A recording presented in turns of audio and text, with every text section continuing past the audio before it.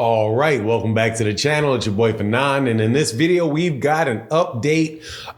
Reports are out that a fight will be announced for Errol Spence Jr. soon, and it will not be at 147 pounds. Let's talk about that in this video.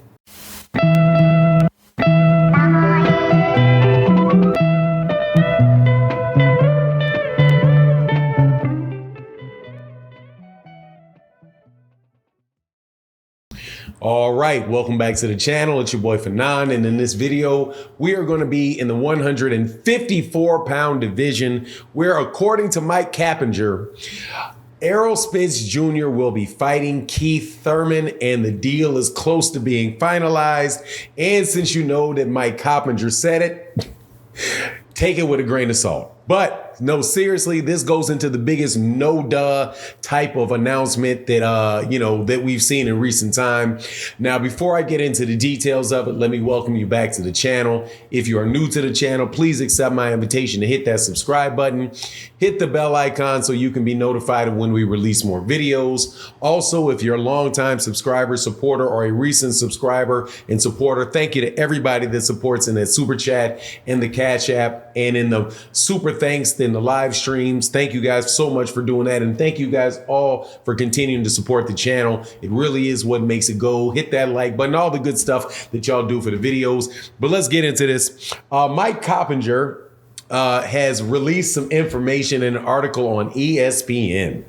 Now, before I get into the details of it, you got to take this all, I would say, take it with a grain of salt if we had not already known all of this stuff to be the case, because Sean Porter literally said it just last week. So once again, Mike Cappinger reporting information the sources are giving him that have already told everybody else in the street. Right now, what is it? It's that Errol Spence Jr. and Keith Thurman are finalizing a fight, but that the fight would be at 154 pounds. Now, that is not exactly what Sean Porter said, but he said that Errol Spence Jr. will be moving up to 154.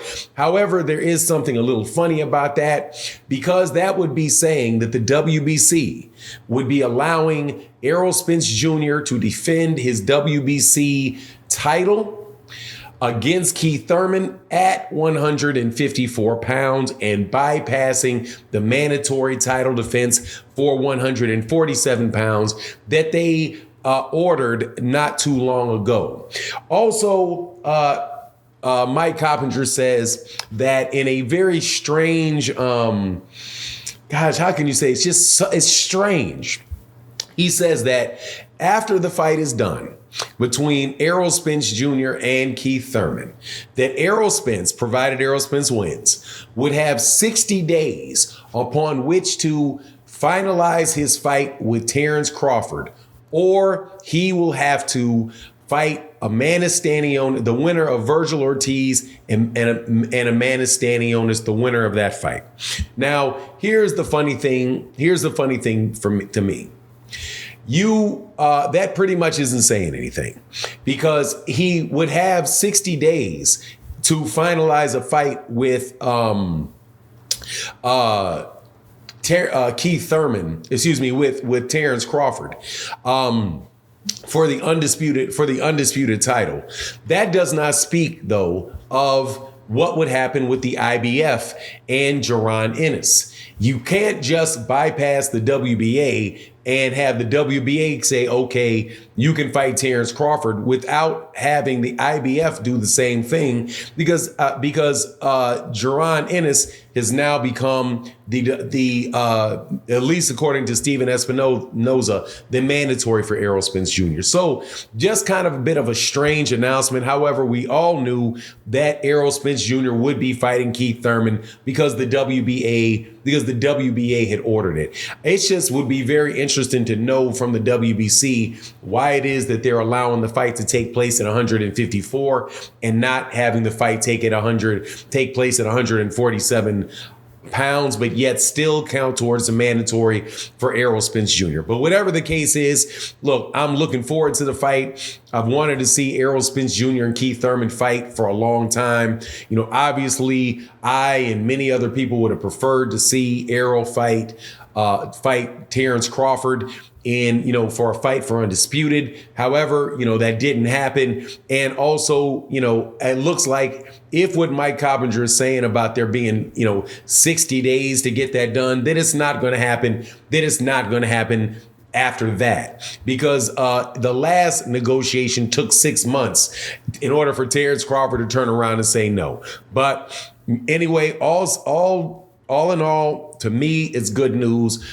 Keith Thurman is not just some, you know, nobody type of fighter, despite what people have been saying about him and acting like him about him for the last several years. He's a former unified champion at 147 pounds. Now, obviously, you know, he may not, well, not obviously, it's reasonable for people to say, well, you know, he's not quite what he used to be. They look at the fight that took place between he and Manny Pacquiao a couple years back when Keith Thurman defended his WBA super title against Manny Pacquiao, got dropped in the fight and lost his belt. And then, you know, he took some more time off, came back and beat Mario Barrios. I believe it was in May of this year, of last year, now that it's 2023. So there are people that are wondering whether or not Keith Thurman is what Keith Thurman used to be. But in a fight like this, man, I'll tell you, man, I expect the absolute best out of Keith Thurman. He's not going to be an easy out for Errol Spence Jr. Errol is going to have to bring his A game to the ring to beat Keith Thurman. But I expect him to do just that. I expect him to beat Keith Thurman in the fight. But again, it's a better scenario to fight for Errol Spence Jr. to get this fight going, have that fight, than to just say, okay, let's just wait around for another year for Terrence Crawford to decide, you know, that he wants to take the fight and then potentially do what he did in the last negotiation, which is step away from the fight and go take a fight with somebody else. So all in all, I like it. Again, this is something that, you know, pretty much was assumed by a lot of people before, but him going to 154, I think, is the new twist. Also, as far as him going to 154 pounds, what's the likelihood of him coming back down to 147 pounds? I'm not sure whether or not that is something that is a reasonable thing to expect to take place. And for example, there's a guy that is a champion, the WBC champion at 140 pounds, Regis Prograis. Regis Prograis said multiple times that he did not want to take a fight up at 147 pounds because he didn't want to put that extra weight on and then get his body adjusted to fighting it at that weight and then have to come back down to 140 pounds. And that is a very, very big, that's a very, very real risk to go up in weight, especially after you have been at that weight for a very long, 147 for a long time. And Errol would then get a fight at a weight he's more comfortable at, and then to drain back down to 147 to fight Terrence Crawford or to fight one of these other guys. I would say, hey man, if you move up to 54 pounds, you probably should stay at 154 pounds and just, you know, set your sights on the belts there. If the fight with Terrence Crawford happens, it happens at 154 pounds. And if you have to fight some, you know, the other top guys in that division to get undisputed, you know, so be it. But anyway, that's my take on the matter. You let me know what you think in the comment section. And with that, I'm out. Deuces.